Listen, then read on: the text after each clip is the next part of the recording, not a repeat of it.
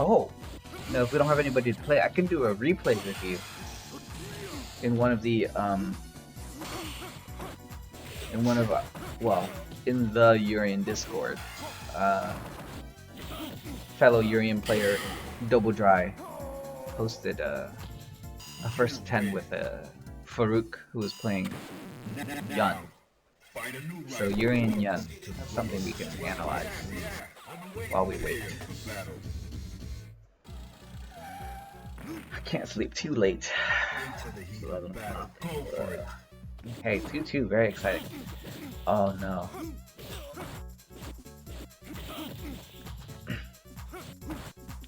Dudley has to watch his feet. Okay, nice blocking by Dylan. Oh. Ram gets that last jump in, but doesn't confirm. Okay. You see that low forward fireball that Dudley or that Goki did? You should try to start implementing in your game against any Shoto or any character that has a low into a high, right? So just start inputting the parry right there. Whether it's Ken, Ryu, Goki, Chun-Li, you know, like back fierce fireball or something. You just block low and then you tap forward afterwards. When you start implementing things like that, it really opens up the opportunities that you have to convert in a neutral, from a neutral position. And it's hugely important. And it also punishes your opponents to make better decisions, because you don't really do low forward into fireball. It's not a thing. Like, it's so easily parryable. So the more you punish them for it, the more you make them better.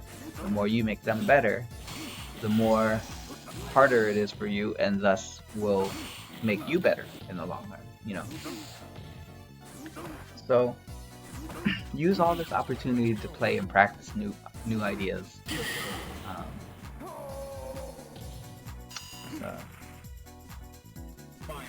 It's a good thing to do.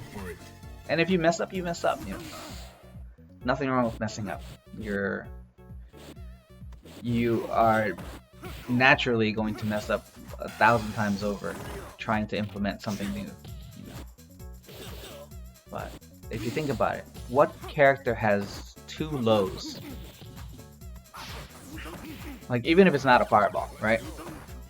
What character has, besides, you know, like short or something, right? And with short you know to block, but at like from like medium to far range, short won't hit you twice. It'll hit you once, right? But what other character has a 2 short, or not short, 2 low hits? I can't think of any. Alex, maybe. There just isn't. So even if you don't get anything from that high parry input, it's a good thing to implement.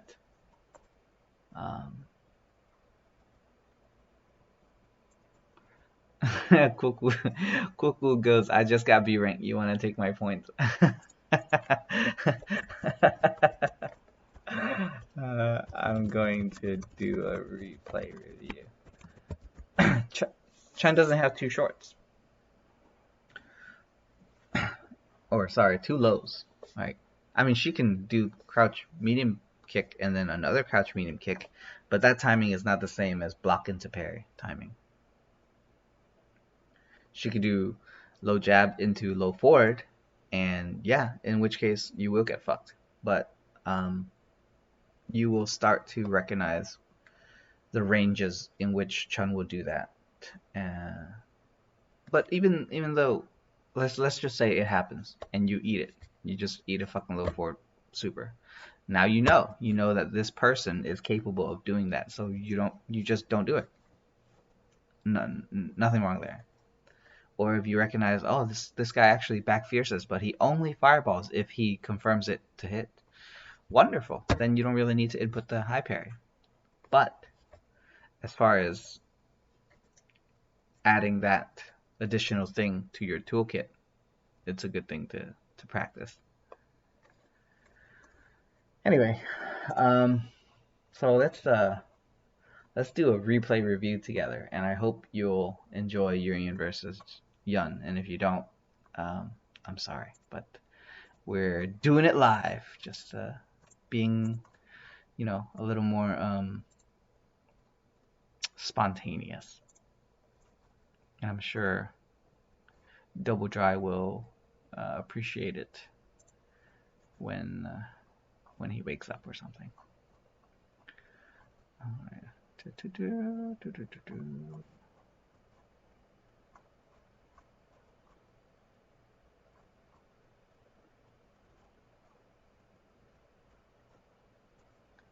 I got a lot of replays. If you guys play Urian and you're not in this Urian server, you're doing yourself a disservice.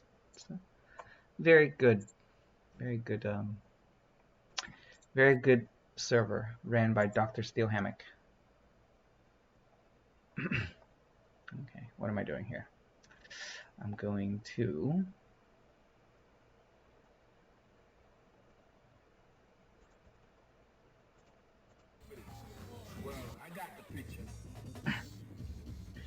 Xander the Tokipi.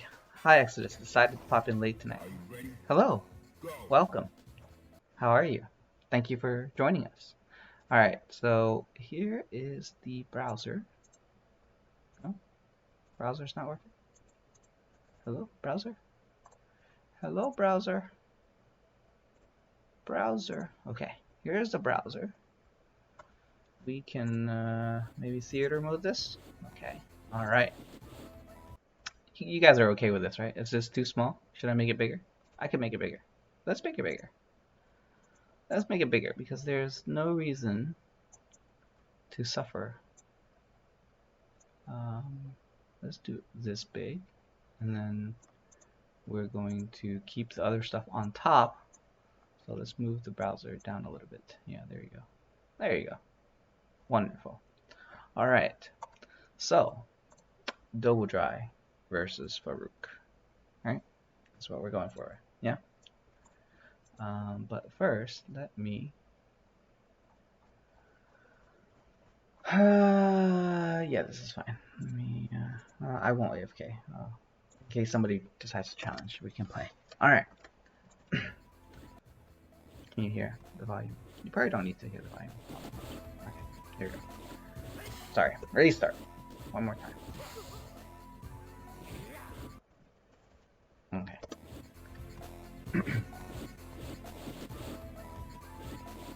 Both players kind of build a meter, seeing who will go in first. I want to say that that was, auto-corrected tackle, but we'll see. Either way. So right here is the first big exchange where you get Urian neutral jumping at a range where he can't really hit Yun unless Yun comes in. But the only times Yun comes in is with shoulder or lunge punch or jump. In all three scenarios, a jump roundhouse, which he did right here, like right there, that one, will lose, right? So this is too high of a jump roundhouse. You kind of want to go lower, right? So in the event that Yun does a shoulder, which he did, but it was kind of a far shoulder, so had he not extended his leg, it would have whiffed. So that was a good shoulder from Farouk's part. But suppose this shoulder was a little bit closer over here, right? So Urian comes down from the jump, he has to input a parry, and then roundhouses, right? And if he doesn't do the shoulder, that's fine. But earlier I talked about simplifying your decisions. In this case, once you jump, you only have to decide when you want to parry, right? So this neutral jump, if he decides, Yun decides to jump in, then he can see that jump in, and he can, while he's still in the air, hit like medium punch with the doom finger, pretty good button, or just jump chop, fierce, to prevent Yun from getting in while he gets the build meter, control space, yada yada, right? Because you don't want to be pushed back. You want to stand your ground. You don't necessarily want to push in, because once you build enough meter, the threat of Aegis can push him to the corner easier. But you want to not be pushed into the corner yourself, because Yun gets a big buff against Urian when Urian's in the corner. So anyway, that's that. You'll see that that exchange with the neutral jump plays pretty heavily in this matchup. So one thing I like to look at is once somebody once somebody has the advantage. In this case, Yun knocked him down, came in. Is where in the stage and where uh, in relation to his opponent he puts himself. So in this case, Yun puts himself in a really delicate position to have Yurian kind of guess on wake up and kind of reverse his momentum. So in this case, I don't know what happened. Okay, so uh, I want to say that the Yun took unnecessary risk here, and as a result, you know, he could have easily like if Dobodry had just woke up high parried, it would have been pretty shitty for Yun, right? Um, so flipping the script for a minute and looking at it from Yun's point of view, he could have easily approached over here, been safer, and then built meter for an agent and then activated without putting himself in danger here, which he did. So, okay, back throw, good. That part is fine. The Tour Fierce. Had it worked out, it would have, you know, he would have followed up with maybe a dash in and then activate or a tackle into activate. But it would have pushed Yun closer to the corner. Alternatively, for Yun, he recognized that Urian stayed kind of far away, so he backed off. Well, he neutral jumped, but he created distance all the same. Another tip against Yun is this particular situation right here, where he dive kicked. Right here. So right here, this is a bad dive kick. It's bad because he has no frame advantage when he lands, and not only that, he hit Urian out of something. So he actually pushed Urian even further out than he would have originally intended, because Urian's hitbox was extended, right? But one thing that when you play against Yun, you pay attention to is after dive kicks, Yun has a lot more high options than he has low options. The only low options he really has is short lunge or low forward into activate. Everything else hits high, right? And it's important because 1, 2, 3 is one of the big ones, right? You dive kick 1, 2, 3, dive kick 1, 2, 3. It's amateur hour for Yun. Dive kick 1, 2, 3. It happens very often, right? Even pros do it occasionally. Like they'll misspace their dive kick or misjudge their dive kick and throw a 1, 2, 3. I do it all the time. So I always advocate to at least initially parry high after a dive kick. Because it catches so many of Yun's options. And the return is huge for Urian, right? You parry here, you generally if he does 1, 2, 3, you get 2 parries in and then launcher, and then you can EX and then roundhouse tackle and corner carry him, and you'll have bar for an Aegis, even though you just expelled EX, right? Or you can just launcher, just raw tackle into the corner and then sweet spot. So he does a red parry at the wrong time, so you know, kind of work that out a little more. Backing off here, I feel like his buttons are a little bit too ambitious. This pacing here is much better than the pacing he did 5 seconds ago. If you watch here, like think about how many buttons he presses once this. So at 75 seconds, he presses 1, 2, 3, 4, 5, 6, 7, 8, 9, 10, 11, 12. Right? So within 7 seconds, he's pressed 12 buttons. Right? You count it with me, right? But here, he slows down, which is the better pacing. Because the more buttons you press, the easier it is for Yun to say, I'm just going to throw a shoulder, and if it hits, that's a big conversion on my part, because he's extending his hitbox out too many times. So you definitely need to be wary about what buttons you hit. So that's good right here. That little crouch medium kick. That tackle is no good because you don't really have too much recourse afterwards. You can activate, okay, but overall it's not the best time to tackle, I would say. So just block. This is the first Grenadian, right? At least I think it is. So default blocking for a while. See what kind of options that they have.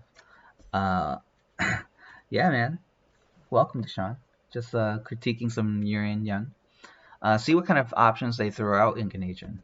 So don't get hit early on. Like, there's no reason to get hit here. Just block. You don't need to hit a button. That's good. Yeah, so that's great. Initially, I was a little more worried, but no, that was good. Did it get quieter? It did, right? Wonder what happened. You can barely hear it now. Anyway, so he's kind of let Yun dictate the rhythm of this match so far. Now he has 2 full meters already, but he has to really find a spot to make the magic happen. He doesn't quite get it yet, which is fine. The one of the problems of this matchup is that Yun's very mobile. He's very quick, and he has a lot of buttons that can kind of put a damper in Urian's plans a little bit. So the fact that this has been down to 36 seconds is wonderful, really, because that means for the most part, Dobodry is trying to make it work without going too crazy, right? So he needs to recognize that jump and just smack him out of the air much earlier than he did. Okay. It's time to tackle. I probably would have just pushed him in and then just pushed him in with just maybe a dash or something. He didn't quick roll, I don't think.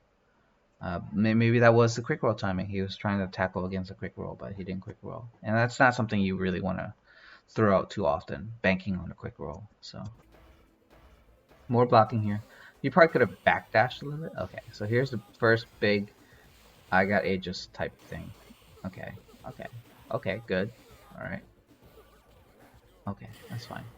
I would have probably advocated for, I mean, this is more about optimization, but once he does this launcher, I would have just roundhouse tackled and send him flying, because we're still kind of close to the corner, right? Roundhouse tackle does more than, like, headbutt, but also it creates a lot of distance, and you can build more meter for round 2, or round 3 rather. It would be, in essence, pressing your advantage, because you have so much life. He has almost no life.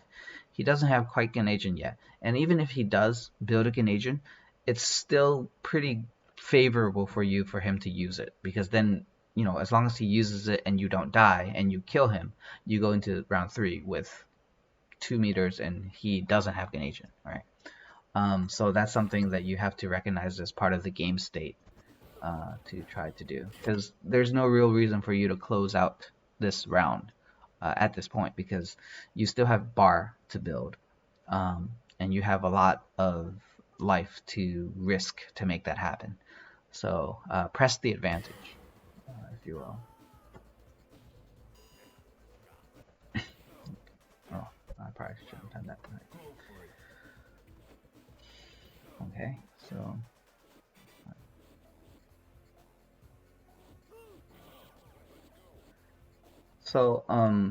I get a sense that Dobodry doesn't really know how to approach the matchup because of this. He's just kind of building meter, but he doesn't know how to get in once he has meter, right? Urians tend to either tackle into Aegis or they jump, right? Those are the 2 big options for getting in. You can actually just kind of walk Yun down as well. If you're really good at recognizing his movement, then walking him down or dashing to close the distance and then walking him further is pretty good. A tool you can use is walking him down.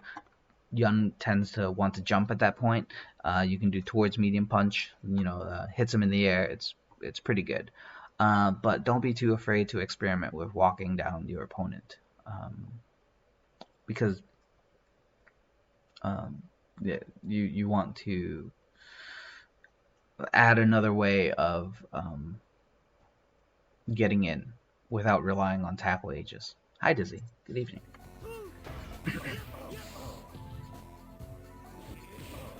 Okay. Okay, so I'm gonna assume that he messed up the Aegis activation, but I don't really like that headbutt all that much. And it's not so much that uh, it was not successful because he got out, but generally speaking, as Urian and you're facing against either Yun or Yang, it's going to be very hard for you to headbutt out or even knee drop out, depending on how tight the Yun is at making sure you don't get out. So I don't advocate headbutting simply because Yun can spam crouch medium punch and confirm into up kicks when he sees the headbutt. It's real cheap, and you don't really have too much recourse. I think when I played Issei, I kind of occasionally I would like headbutt if I sensed that he was going to throw or Zenpo, just so I could get either a tech throw or throw him into the corner. But whenever I didn't do that, most of the times it was just blocking, and I would jump back. Because again, what I said earlier is once you jump, you're simplifying your decisions that you have to make. When you're on the ground and you have to defend against Yun, how do you defend against him? You know, do you risk parrying? Do you block high? Do you block low? Are you looking for overheads? Um, there's just too many scenarios to consider. But once you jump, you have a jump roundhouse that is pretty good arc against a lot of characters. But also, you know, you can just jump, and if they're aggressive and they attack you, you parry, and that is another way for you to open or reverse the situation, right? But don't try to headbutt all that much. Okay, so he drops the link there. Definitely gotta block on wake up. There's just, especially once he has Ganation, or once he's activated, right? So the dash there is not good. Just keep in mind you can always walk your opponent down. There's no need. Oh, so there was another mistake right there. So this is a lot of space to cover, right? Just walk in, or jump and see what he does. But if you're dashing, a general rule I have is don't dash when your opponent is free to act, right? Basically saying if your opponent isn't waking up or recovering from something long, then he's free to act. So if he's free to act, there's a good possibility that you're gonna dash into something that he throws out. You know, because a dash is unsafe, right? And people can see it, they can react to it. So just don't dash. And then here's another mistake. That was a lot of room that he had to cover. So right here, it's essentially full screen. There's absolutely no reason to tackle here. Even if you want to tackle into Aegis, you really need to get over here before you start tackling, because that's way too far. That's way too far. Plus, Yun has been jumping, right? So you're probably thinking, oh, well, I can tackle and hit him, and then as long as I hit him, I can EX Aegis, and even if he parries, he's not going to be able to do anything about it, which is solid enough thinking, but one thing you have to consider is his jump going to hit your tackle, right? Your tackle might not necessarily beat whatever jump button he picks. Secondly, you have to do it from here instead of from here. This was way too far. So it could have ended much worse, right? This tackle is much better than the previous tackle for very obvious reasons, right? Okay, so to become a better Urian, one of the things that is in your toolkit is tackle into Aegis. However, let's say your opponent blocks, right? What you do after that is also equally important. because depending on the opponent's options, like right here, there was EX up kicks, right? If against Ken, he can short you, or he can reversal super. Just a lot of characters can find their ways out of this, right? If you do, when Urian tackles against me, he throws EX Aegis, right? And I block. I often enough backdash.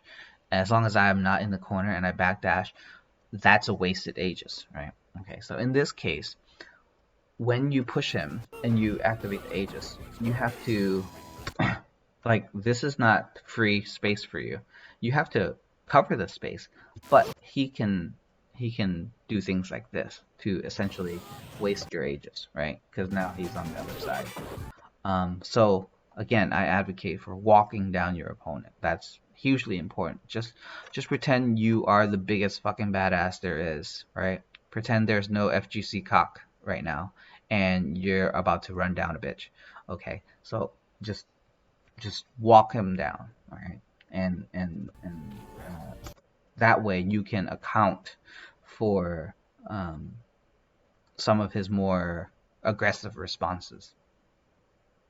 Like, and then if you see him jump back, then you can dash in, right? But don't dash in right after launching Aegis. See, like that was a much better, right? Because look at that, he tried to throw, right? If you watch here, like he inputted a parry into throw, just in case if you dashed in again, which is perfectly fine response for him, right? But you waited, right, which is good. And then when, well, I wouldn't say you reacted to him jumping back, but it coincided that he jumped back and you dashed in to cover the distance. You both, you negated his jump back essentially, and you put him closer to the wall. That was fantastic. That was very optimistic. Oh wow. Okay, so I want to say that you dropped the EX tackle after the light tackle, because that could have been game ending right here. Yeah, I mean, well, maybe you tried to EX tackle, maybe you didn't know about it. Generally, when I do one of these tackles, I look out exactly for that scenario where I catch them in the air, because once you catch them in the air, you can EX tackle, roundhouse tackle, maybe another one. I don't know the juggle counts, but that's huge damage opportunity. So pay attention to that if you didn't know that you can do that.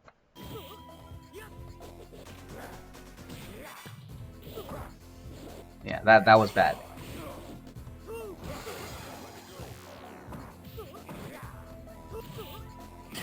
Okay, so pretty suboptimal corner play the past 15 seconds or so. Starting from here, yeah. So here, this is fine.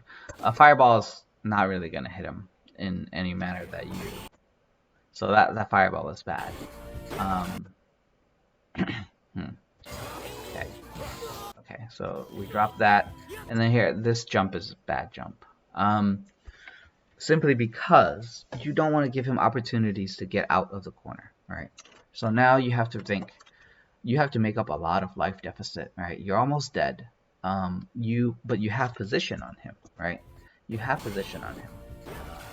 So right here, you have position on him. Okay. If you jump here, the arc is going to be like this, right? You're basically jumping right into the edge of the corner. A better jump would be a neutral jump, right? If you did it right here. This is not like, I don't advocate jumping simply because he's still in Canadian. So this was a death wish. This jump was a death wish. But somehow, you managed to get a empty jump back for him. And then this was poorly managed meter as well. Now, instead of this crouch jab, since you realize that you just messed up, you should have just tackled again right here into Aegis. That knee drop, I don't know what that was. Maybe that was a tackle and you messed up. But now, see now this tackle into Aegis is a bit too far out for it to be doubly effective, right? But this jump is not a bad jump. Out of the options when you tackle into Aegis, walk and forward jump are pretty good. Dash, no good. So just keep that in mind. Yeah. So you managed to get the 2 hits in. But overall, some mistakes in that entire sequence. Are you ready? Go! This is fine. Build meter. No reason to roundhouse there. Okay.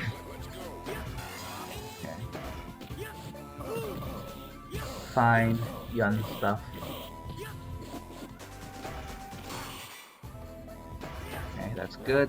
Okay, good. Okay, bad buttons. Reconsider your timing or your button choices there. Good blocking. Okay. Alright. Bad meter usage. As far as I'm aware, that was a wasted Aegis.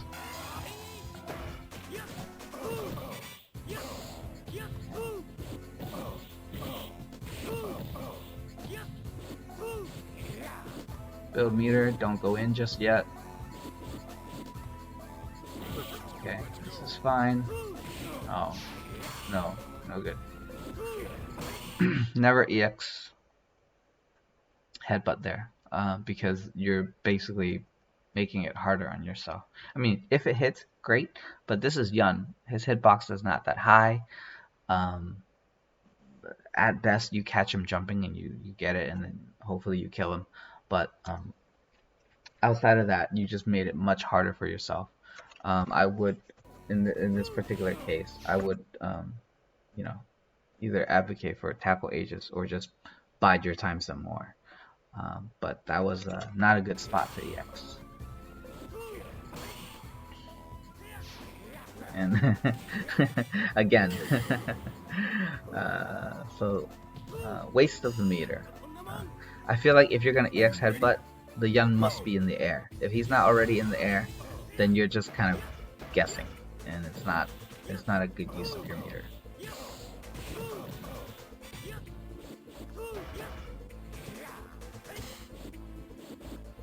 This is fine. Slowly walk yourself out. Okay, no need for that fanciful footwork. Not good.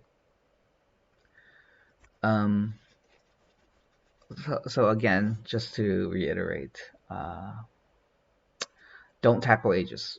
Almost, just for now, just pretend it doesn't exist. At least in these neutral game scenarios where there's no clear favorite, especially with 1 bar. Do not tackle Aegis with 1 bar. You're wasting your bar, because after you tackle Aegis, you don't have a follow-up. You can't even EX to continue the corner carry. So just don't do it with 1 bar. Continue the neutral game. Find a better spot.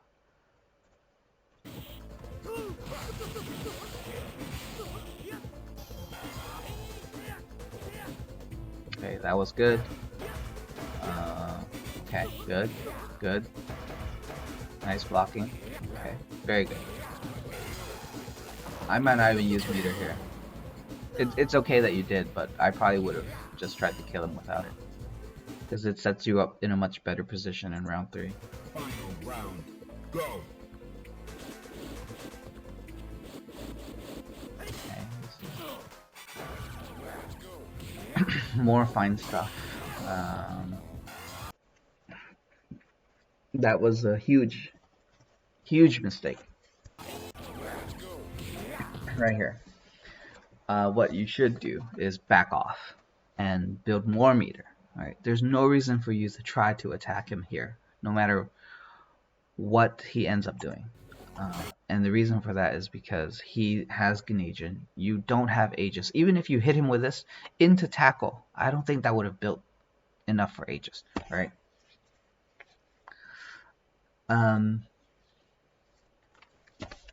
When you are at an advantage, in this case, you put him closer to the corner.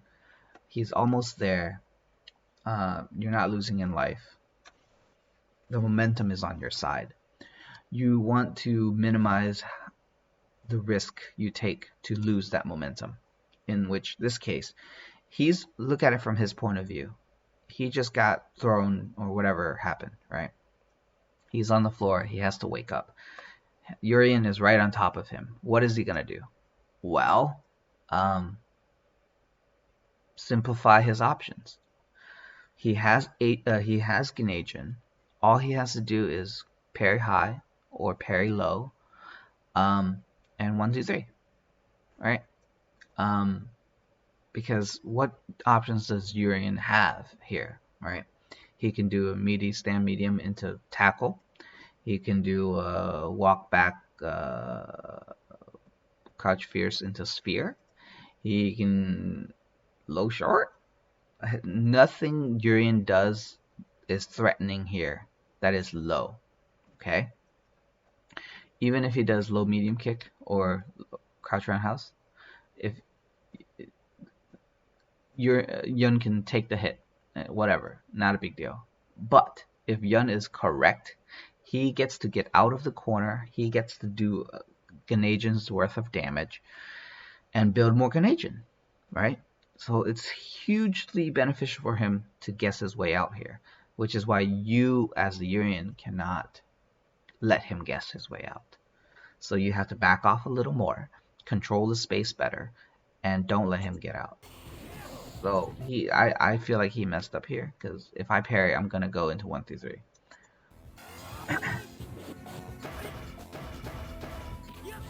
But the end result is the same, right? He got Grenadian. You're put into the corner. You're still not you're in a much worse position than you were before. That's too far. Okay, back throw. Same mistake.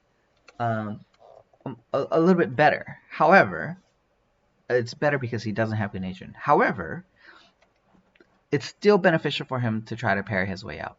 Right? Now you have your low short into tackle into Aegis, stand medium punch into Aegis. The problem is that you were gonna go high because you were not crouching, right? You were not crouching here. You were. Oh, okay. I take that back. You might still be able to store a low short into tackle from, even though you did a stand medium punch. Okay. All right. Either way, he wants to get out of the corner. Okay. You want to keep him into the corner, right? Forget about how much damage can I do right now. Don't worry about that. Because, yeah, you're about to do Aegis, right? You can, if you go high and he parries low, that's mad damage for you. If you go low and he parries high, great, more damage for you. However, if he guesses right, you're in the corner and you don't get to use your Aegis. He has enough life to guess that. So forget about how much damage you can do right now. What you have to prioritize is, how can I keep Yun in the corner? And it's not, you know, relegated to just Yun. How can I keep my opponent in the corner, no matter who he plays? The answer to that is to allow him less opportunities to guess his way out. If you attack on his wake up, you are submitting yourself to being guessed out, right? Even though it might seem like, oh, well, they're so scrubby, they're guessing on wake up. That's not necessarily true. Sometimes, mathematically, it works in their favor to guess. And yeah, it's a more high variable type of play, but you are committing a mistake when you do that. So don't attack as a meaty here. Again, back up a little bit, control his space, how much room he has to breathe, and keep in the corner, and then use your sweet spot. Alright? This is the second match already, and I don't think you had a real sweet spot just yet. Okay? Back off. Another mistake. You have to back off.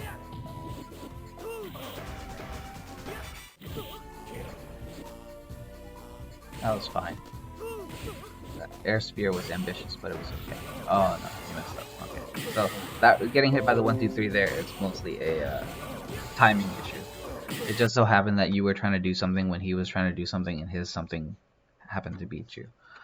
We're gonna cut it here because I think that that was a lot of information to digest in terms of game plan and strategy. Um, but yeah, it's a lot of decisions that might not seem apparent when you watch, uh, rewatch. So I hope that was illuminating at least a little bit. Because I don't think you particularly did any one thing well outside of uh, blocking certain Canadian strings or just exchanges in general. But meter usage could be better. You threw a lot of Aegises away. No sweet spot work. I mean, you ended match one with what essentially amounted to a sweet spot, but it was not executed as a sweet spot. I think it just happened to end up that way. Um, and then uh, take a step back and think about overall Street Fighter strategy in terms of controlling your opponent's space that he can use. Because one of the underlying concepts is control of space in a fighting game. You know, like the stage, the corner, where the positioning of where you are, where they are, what buttons you have, what buttons they have. That is one of the much bigger frameworks that you operate under, and it might not be readily apparent, but space and control is pretty big. And that's it. So that was an assessment of Dobodry versus Farouk. Just 2 matches, because I know I was talking for a little while, so